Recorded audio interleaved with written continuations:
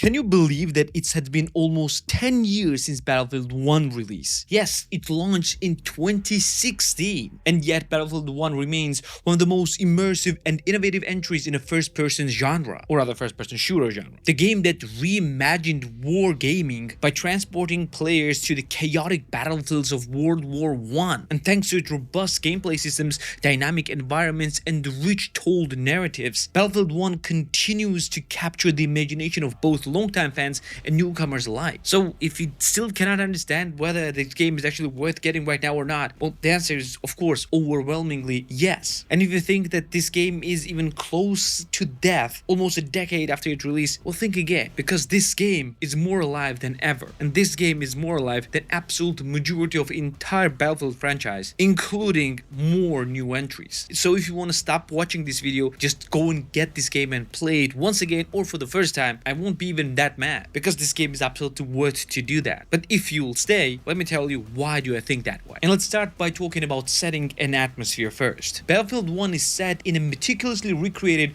World War I environment. From the muddy trenches and bombed out villages of a Western Front to rugged terrains of Italian Alps, every map is designed to immerse you in this era's grim reality. Authentic sound design, the roar of artillery, the whirl of biplanes, and the sounds of battle further intensifies the experience, making every skirmish feel both epic and personal. And right now, I dare you to do one thing. I dare you to find any videos of Battlefield 1 gameplay without a HUD. It doesn't matter what gameplay will it be, whether it's a single player, multiplayer, or whatever it is. Trust me, you will never see anything more cinematic than that. And I'm talking about any type of gameplay. Doesn't matter. The visuals, the sound, the grittiness, the darkness is something that cannot be replicated anywhere else and was not replicated anywhere else. And yes, still to this day, almost a decade since its release, it looks and sounds absolutely stunning. And this is how you make a cinematic gameplay. This game also offers a historically inspired arsenal, including bolt action rifles, submachine guns, flamethrowers, and even chemical weapons like poison gas. Melee combat has been reworked to include sabers, trench clubs, shovels in 3 different weight categories, providing the layer of tactical depth rarely seen anywhere else. And as for the vehicles, whether you're controlling light tanks,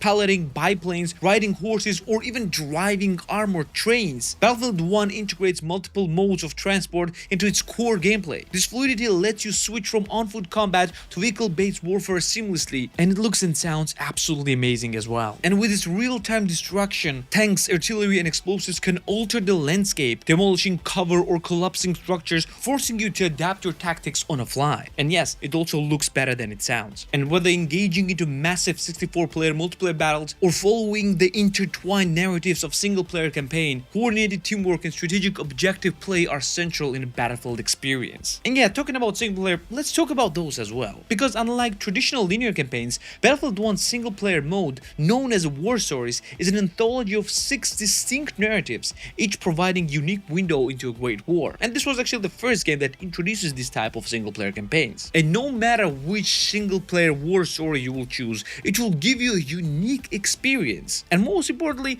it is short and very interesting experience and very different from one another. And yes, even though some of them are better than the others, they are still providing an amazing experience that I highly recommend to go through. But I'm absolutely sure that nobody, absolutely nobody is buying Battlefield 1 for its single-player campaign. Everyone is doing this for the multiplayer, and let's talk about those and how it actually holds up today. Battlefield 1's multiplayer remains a core strength of the title, supporting up to 64 players in expansive, dynamic maps, and key modes actually include Conquest and Domination, where you capture and hold strategic points across vast battlefields, Russian Operations, where you engage in objective-based modes where the teamwork and coordination are paramount, and a bunch of other unique modes. But trust me, mostly you're gonna spend your time in Conquest, Dominations, Rush, and Operations. And multiplayer experience is the thing that will keep you coming back and back and back for the game, no matter for how long you will abandon it. Remember when I told you that this game's atmosphere and cinematic is so cinematic that no matter what type of gameplay you will look at it, it will look amazing? Well, that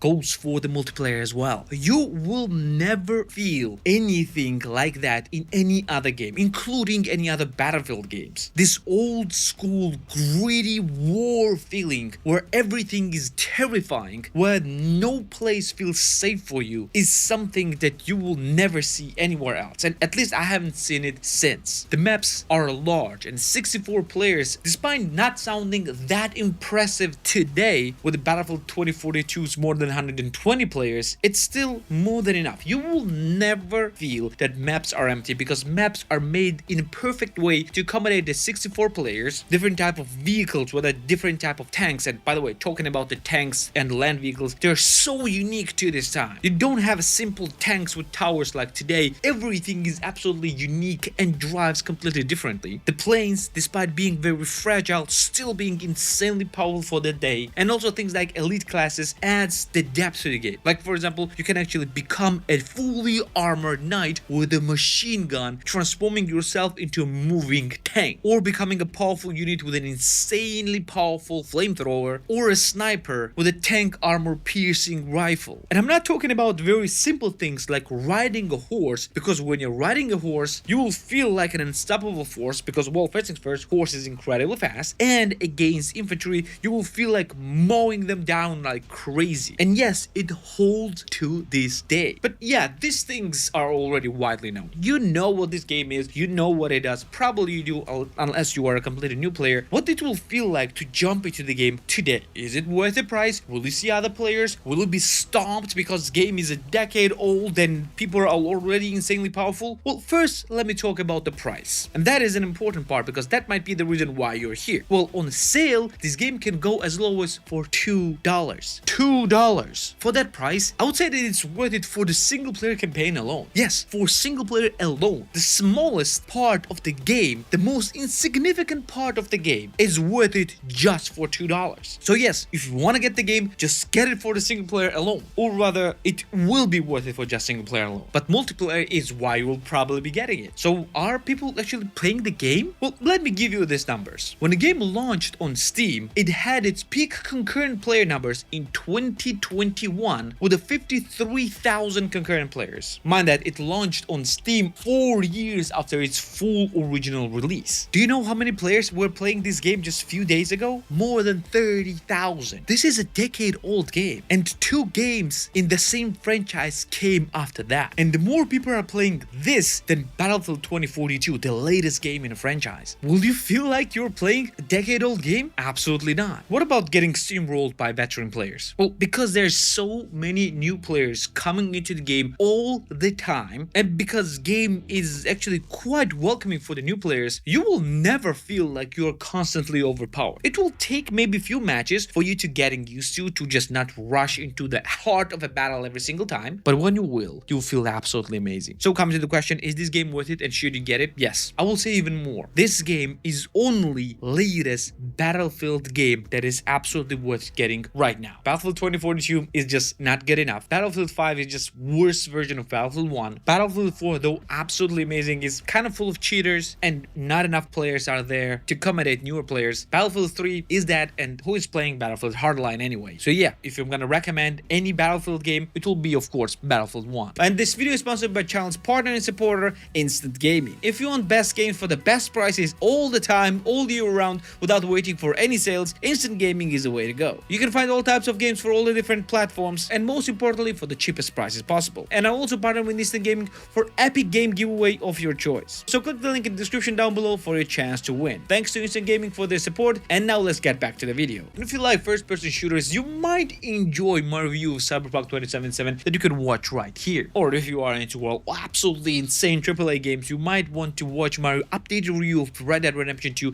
and you can watch it right here as well. Don't forget to subscribe right here as well. This is me for today, and I'm going to see you in the next one. Take care.